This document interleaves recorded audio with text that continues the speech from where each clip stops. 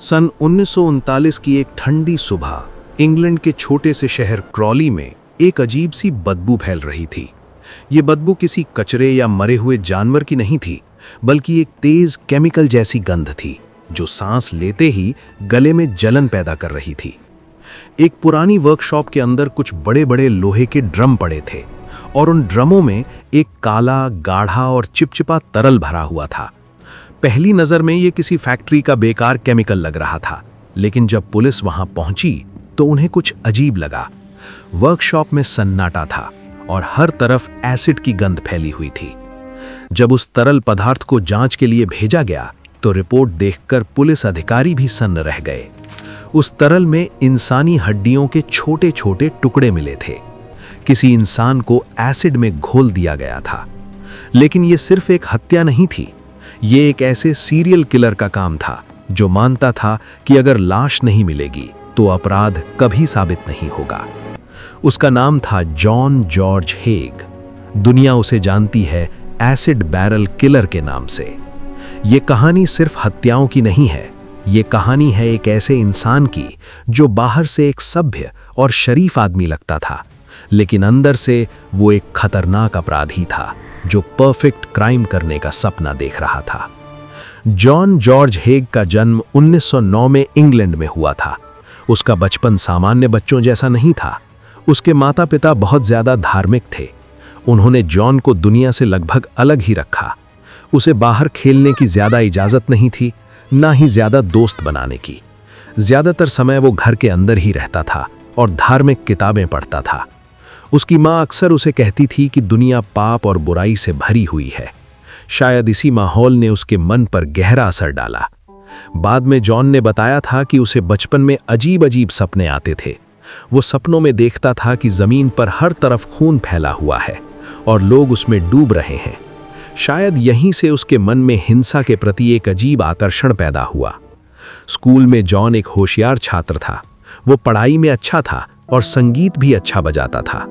उसके शिक्षक उसे एक समझदार और शांत स्वभाव का लड़का मानते थे। कोई भी ये नहीं सोच सकता था कि यही लड़का एक दिन खतरनाक सीरियल किलर बनेगा। युवावस्था में जॉन ने कई नौकरियां की। कभी वो इंश्योरेंस कंपनी में काम करता, कभी अकाउंट का काम करता, लेकिन उसकी एक आदत कभी नहीं बदली, झूठ बोलने की आदत। वो अक्सर लोगों को प्रभावित करने के लिए अपने बारे में झूठी कहानियां बनाता। वो खुद को अमीर व्यापारी बताता और धीरे धीरे उसने धोखाधड़ी शुरू कर दी। 1930 के दशक में जॉन पहली बार जेल गया। उस पर नकली दस्तावेज बनाने का आरोप साबित हुआ था, लेकिन जेल उसके लिए सजा नहीं बनी, बल्कि एक नई सोच की शुरुआत बन गई। जेल में उसने एक अपराधी से एक बात सुनी जिसने उसके दिमाग को हमेशा के लिए बदल दिया। उस अपराधी ने कहा था, अगर लाश नहीं मिलेगी तो हत्या साबित नहीं होगी। ये बात जॉन के दिमाग में गहराई से बैठ गई। उसने फैसला कर लिया कि अगर वो कभी हत्या करेगा तो लाश कभी नहीं मिलेगी। जेल से बाहर आने के बाद जॉन ने सामान्य जीवन जीने की कोशिश की। उसकी शादी भी हुई, लेकिन उसकी आदतें नहीं बदली। धोखाधड़ी जारी रही। आखिरकार उसकी पत्नी उसे छोड़कर चली गई। अब जॉन अकेला था और पैसों की लालच बढ़ती जा रही थी। इसी दौरान उसके दिमाग में एक नया विचार आया, एक ऐसा विचार जो उसे इतिहास के सबसे अजीब सीरियल किलरों में शामिल कर देगा। 1940 के दशक में जॉन ने एसिड के बारे में पढ़ना शुरू किया। उसे पता चला कि तेजाब इंसानी शरीर को नष्ट कर सकता है। उसने प्रयोग करने शुरू किए। वो ये जानना चाहता था कि शरीर को पूरी तरह खत्म करने में कितना समय लगता है। धीरे धीरे उसे विश्वास हो गया कि वो शरीर को पूरी तरह गायब कर सकता है। अब उसे लगने लगा कि उसने परफेक्ट क्राइम का तरीका खोज लिया है।